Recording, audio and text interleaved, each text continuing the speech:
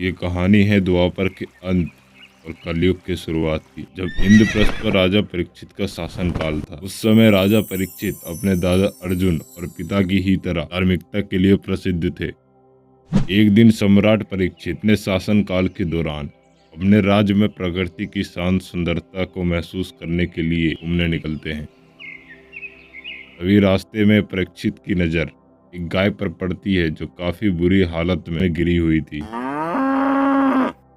राजा ये देखकर तुरंत उस गाय के पास जाकर उसकी इस दुर्दशा के बारे में जानने की कोशिश करते हैं और वहाँ के कुछ लोगों से पता चलता है कि एक चरवाहा था, उसने बिना बेवजह इस गाय को लहूलुहान करके भाग गया।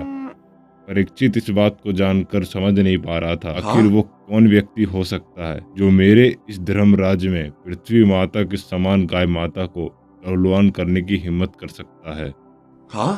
उसी समय सम्राट फैसला करते हैं कि वो जो कोई भी हो उसे ढूंढकर इस पाप के लिए वो अपने हाथों से मृत्यु दंड देंगे। अगले ही दिन राजा परीक्षित उस व्यक्ति को खोजने के लिए अपनी रथ और कुछ सेना के साथ निकल पड़ते हैं। परीक्षित को रास्ते में वहाँ के कुछ ग्रामीण लोगों से संतों के द्वारा उस पुरुष के इलाके के बारे में पता चलता है और राजा को ये भी पता चलता है कि वह कोई साधारण मनुष्य नहीं है। कहते हैं कि वो रूप भी बदल सकता है। जानकारी के मुताबिक राजा उस व्यक्ति के डरावने और अंधेरे महल के पास अपनी सेना के साथ पहुंच जाते हैं। वहां पहुंचते ही राजा निर्णय लेते हैं वह महल में अकेले जाएंगे और उसे अपने हाथों से मृत्यु दंड देंगे। इस निर्णय के बाद राजा अकेले महल में चले जाते हैं। परीक्षित अंदर जाते ही देखता है वह व्यक्ति राजा के पोशाक में वहां मौजूद है, जिसे देखते ही सम्राट उसे मारने के लिए अपनी तलवार निकाल लेते हैं और उस शख्स से उसका परिचय लिए बिना उससे कहते हैं मैं तुम्हें यहाँ मृत्यु दंड देने आया हूँ। ये सुनते ही वह शख्स मुस्कुराता है और फिर राजा से बोलता है परीक्षित अब तुम मुझे मार नहीं सकते क्योंकि अब ये धर्म युग नहीं है। शायद तुम्हें याद नहीं है तुम्हारे देव ब्रह्मा के रचाए हुए समय के अनुसार ये कलयुग है। ये सुनते ही राजा उसको गौर से देखने लग जाते हैं और वे पूछते हैं आखिर तुम हो कौन। तभी वह शख्स अपना असली रूप दिखाता है और अपना परिचय देता है। कहता है मैं हूँ इस कलयुग का राजा असुर कली पुरुष। हाँ मैं वही कली हूँ जो हर युग में किसी न किसी रूप में छिपकर धर्म को जिंदा रखा और अब उस विष्णु अवतार के जाने के बाद मेरा छिपने का समय खत्म हुआ। अब जो चाहूँ वो मैं कर सकता हूँ। ये सुनते ही परीक्षित कहते हैं तू ये भूल रहा है कली, मैं उस द्वापर युग का अंश हूँ। मेरे रहते तो कुछ कर नहीं सकता, मैं चाहूँ तो तुझे अभी मार सकता हूँ। कली को ये बात दिमाग में लग जाती है और वो घबरा जाता है। परीक्षित जैसे ही कली को बंदी बनाने के लिए आगे बढ़ते हैं, कली राजा से माफी मांगकर अपनी जान बख्शने की विनती करने लगता है और सम्राट जानते थे इसकी जान बख्शना यानी कलयुग को बर्बाद करना है। परीक्षित फिर से अपनी तलवार उठाकर आगे बढ़ते हैं, लेकिन कली ब्रह्मा के नियम का सहारा लेकर परीक्षित को एक बार फिर रोक लेता है और कहता है हे राजा, ब्रह्मा के अनुसार तो ये मेरा युग है, लेकिन आप जहाँ कहेंगे मैं वहाँ रहूंगा, कृपया करके मेरी जान बख्श दीजिए। परीक्षित सोचते हैं ये सुझाव सही है और वे अपने बुद्धिमत्ता से कली को कलयुग में रहने के लिए 5 स्थान देते हैं। वे 5 स्थानों में जुआ घर, शराब खाने, वेश्या खानों में, कत्लेआम वाली जगहों में और जहाँ सोने से बना आभूषण हो। ये आदेश देकर परीक्षित वहाँ से चले जाते हैं।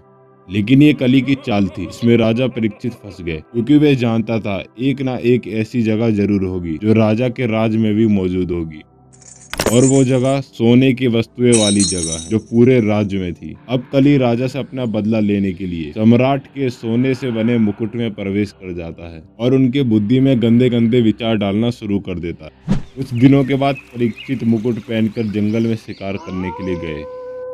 उन्होंने उस दिन कई जानवरों का शिकार किया, लेकिन शिकार करते करते वो अपनी सेना से अलग हो चुके थे।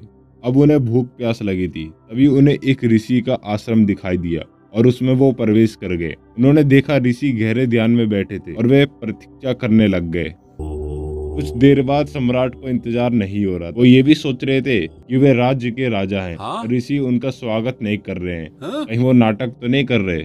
तभी उन्होंने देखा ऋषि के पास एक मरा हुआ सांप पड़ा है और गुस्से में सम्राट ने सांप को उठाया और ऋषि के शरीर पर डाल दिया। तभी उसी समय ऋषि का पुत्र वहां आ गया और पिता के शरीर पर मरे हुए सांप को देखकर क्रोधित हो गया। उस लड़के ने क्रोध में आकर परीक्षित को श्राप दे दिया कि वह 7 दिनों के भीतर एक जहरीले नाग के काटने से मर जाएगा। जब राजा ने ये साफ सुना तो वह बहुत दुखी हो गए और वह अपने महल जाकर उन्होंने तुरंत अपने पुत्र जन्मेजय को सिंहासन सौंप दिया और जीवन शैली त्याग कर गंगा तट पर पहुंच गए। वहां बैठे बैठे उन्हें एहसास हुआ कली पुरुष ने उनसे अपना बदला ले लिया और उन्होंने अपने जीवन के अंतिम 7 दिन सिर्फ भगवान की पूजा में लिप्त रहने का निश्चय किया। विधि के विधान के अनुसार 7वें दिन तक्षक नाम का नाग अपना रूप बदलकर एक फल वाले के रूप में राजा परीक्षित के पास आया और उन्हें कुछ फल उपहार में दिया। तक्षक नाग अपने धर्म को पूरा करने के लिए सम्राट को डस लिया, जिसकी वजह से कुछ देर बाद राजा की मृत्यु हो गई और इस तरीके से द्वापर का अंत और कलयुग का पूरे तरीके से शुरुआत हो गया। अब इधर कली पुरुष कलयुग में अपना साम्राज्य फैलाने के लिए तैयार है। कहा जाता है पुराणों के अनुसार असुर कली इस दुनिया में मौजूद सनातन धार्मिक चीजों को सबसे पहले नष्ट करेगा, लोगों को दिमाग को प्रदूषित करेगा और उनके दिमाग में हमला और युद्ध जैसे विचार भरेगा। यहाँ तक कि पुराणों में ये भी लिखा है कि चोरी करना, दूसरों की हत्या करना, महिलाओं के साथ बलात्कार करना, जितने भी दुष्कर्म मनुष्य करेगा सारे गंदे काम कली पुरुष के अधीन करेगा। लेकिन जैसा हमें पता है बुराई किसी पर हावी जरूर होती है, लंबे समय तक राज्य जरूर करती है, लेकिन कभी जीतती नहीं है। ठीक उसी तरह कली पुरुष का भी अंत कलयुग में निश्चित है और जैसा हमें पता है प्रत्येक युग में भगवान विष्णु किसी न किसी रहस्यमय रूप में अवतार लेने का निर्णय लेते हैं, तो समय आने पर युग में भी वो जरूर आएंगे और हम आपको अपनी अगली कहानी में यही दिखाने वाले हैं आखिर वो कौन सा अवतार होगा और कब आएगा। अगर आपको उस अवतार का नाम पता है तो कमेंट सेक्शन में जरूर बताएं।